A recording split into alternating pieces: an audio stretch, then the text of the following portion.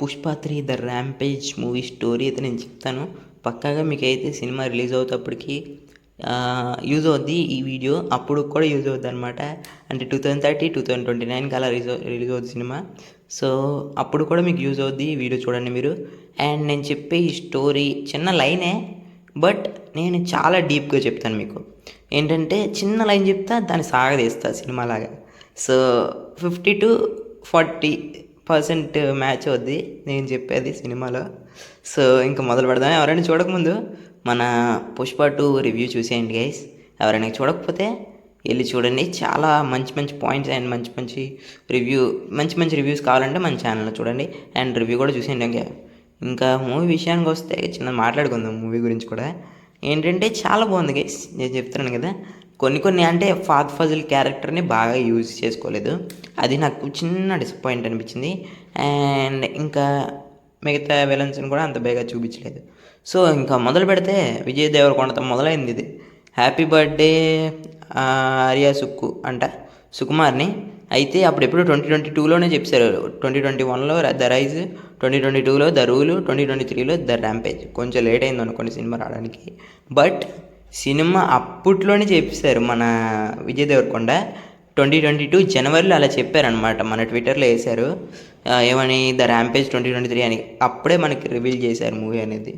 And ఇప్పుడు మనం అరాచకం గురించి మాట్లాడుకుంటే, హిస్టారికల్ అంటే హిస్టరీలోనే ఇది చాలా పెద్ద అమౌంట్. అంటే ఇంత ఫస్ట్ డేనే ఇంత కలెక్ట్ చేసింది అంటే 294 first day collections, second day 449 collections. Second డేనే 449 అంటే ఇంకా బాబోయ్ చాలా దారుణంగా పుష్ప రూల్ ఏంటో చూపిస్తున్నాడు. ఇది హాఫ్ డే కలెక్షన్ మాత్రమే, మిగతా హాఫ్ డే 500 crores అయితే కలెక్ట్ చేసేసింది ఆ సెకండ్ డేనే. సో చాలా 2.5 డేలోనే కలెక్ట్ చేసింది అనమాట. హాఫ్ డేలోనే 500 కలెక్ట్ చేసింది. చాలా సూపర్ అనమాట, చాలా అంటే చాలా సూపర్. ఎందుకంటే ఇంత స్పీడ్గా కలెక్ట్ చేయడం ఎవరి వల్ల సాధ్యం కాదు. ఇలాగే కలెక్ట్ చేసుకొని వెళ్తే బాహుబలి డేట్ ఇంకేమైనా రికార్డ్స్ బద్దలు కొట్టగలదు. ఇంకా థర్డ్ డే అంటారా 621 crores, ఇంకా ఒక 290 crores అలా కొడితే బ్రేక్ ఏమైనా అయిపోతుంది.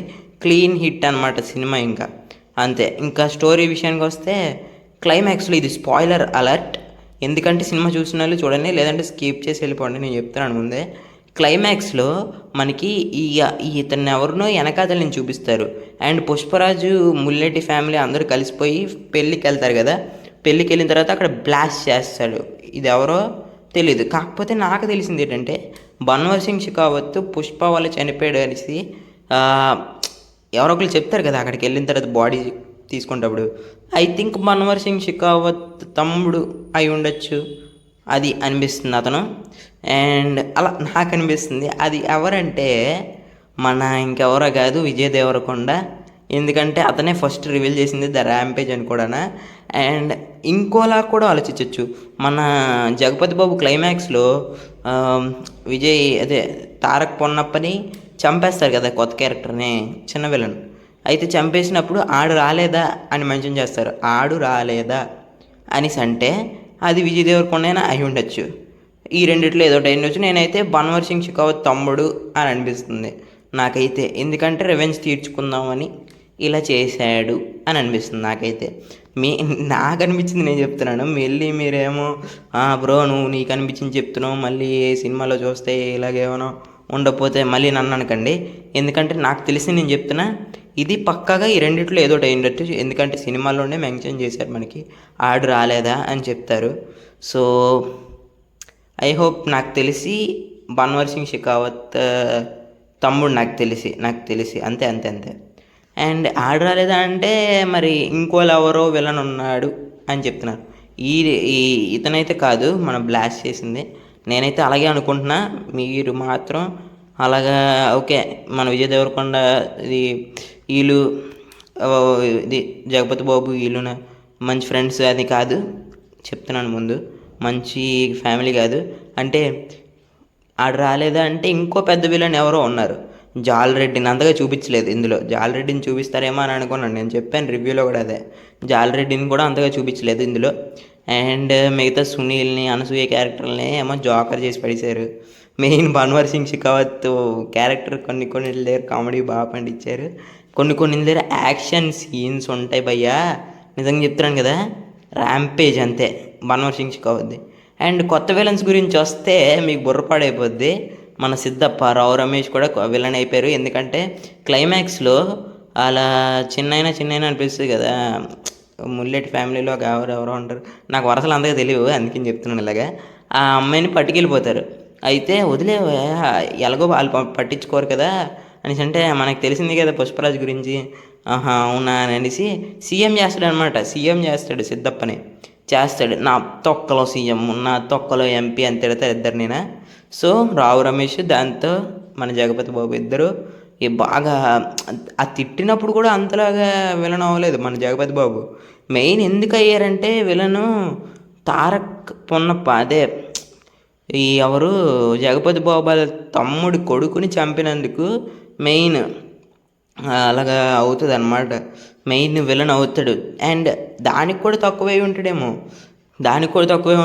ఎందుకంటే జగపతి బాబు తమ్ముడు కొడుకుతో పాటు తమ్ముడిని కూడా వేసేస్తాడు మన పుష్పరాజు, ఇద్దరిని వేసి పంపిస్తాడు. అందుకని ఇంకా విలన్ అయిపోతాడు. నీకు తెలిసిందే కదా జగపతి బాబు విలన్ విజయం ఎలాగుంటుంది అనేసి.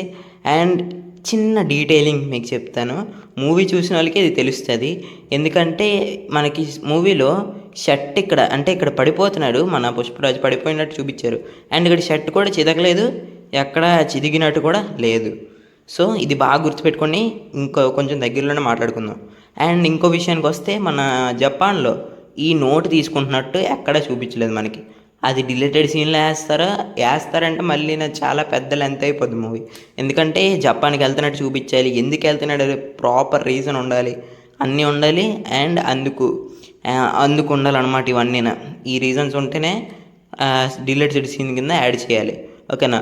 అండ్ ఇక్కడ చూసుకుంటే మనకి చిదిగిపోయింది అనమాట షర్ట్. చూసుకుంటే ఇక్కడ ఈ 2 డిలీటెడ్ చిదిగిపోయింది, అంటే సముద్రంలో ఏదో అయ్యింది. అండ్ బయటకు వచ్చినట్టు కూడా మనకు చూపించలేదు, సముద్రం నుంచి బయటకు వచ్చినట్టు కూడా పుష్పరాజుని ఎక్కడా మనకు చూపించలేదు, సముద్రం నుంచి బయటకు వచ్చాడు అనేసి అనుకోవడానికి. సో ఇలాగైనా జరుగుండంట, అంటే సముద్రం నుంచి బయటకు వచ్చి ఇంకా పెద్ద ఫైట్ ఏదో అవుతుంది పార్ట్ 3లో. అది పార్ట్ 3లో కానివ్వండి, లేదంటే మన పుష్ప 2 రూల్లోనే డిలీటెడ్ సీన్ కింద యాడ్ చేయాలని కోరుకుందాం. యాడ్ చేసినా ఇంకా పెద్ద ఫైట్ అయిపోద్ది మళ్ళీనా. ఐ హోప్, నాకు తెలిసి ఈ 2 సీన్స్ని కట్ చేసి ముందుగానే పుష్ప 3 ద ర్యాంపేజ్ గురించి పెట్టుకున్నారేమో అని అనిపిస్తుంది నాకు. నిజంగా అదే అనిపిస్తుంది, ఈ రెండింటిని యాడ్ చేయరు, పుష్ప 3 ద ర్యాంపేజ్ గురించే పెట్టుకున్నారు అంతే. ఫైనల్లీ ఈ రెండింటి గురించే పెట్టుకున్నారు అనమాట. అండ్ ఈ 2 సీన్స్ని నాకు తెలిసి ఇది పెద్ద సీన్స్ నాకు తెలిసి, ఎందుకంటే ఫైటింగ్ సీన్ని షూట్ చేశారు, బయటికి రావడం షూట్ చేశారంటే అది పక్క ఫైటింగ్ సీన్ కూడా షూట్ చేసి ఉంటారు. కాబట్టి ఈ 2 సీన్లని షూట్ చేశారు, సగం కూడా అయిపోయి ఉంటుంది. అండ్ వేర్ ఇస్ పుష్ప గ్లిమ్స్లో కూడా మనకి కొంచెం షూట్ చేశారు, అదంతా ఉంది. సో ఇదన్నమాట. మరి వీడియో వచ్చేసి ఎలాగుందో కామెంట్ చేయండి, ఓకేనా. బాయ్ బాయ్ గైస్, సబ్స్క్రైబ్ చేసుకోండి, ఓకేనా. ఇంకోటి వస్తాను, అంతవరకు బాయ్ బాయ్.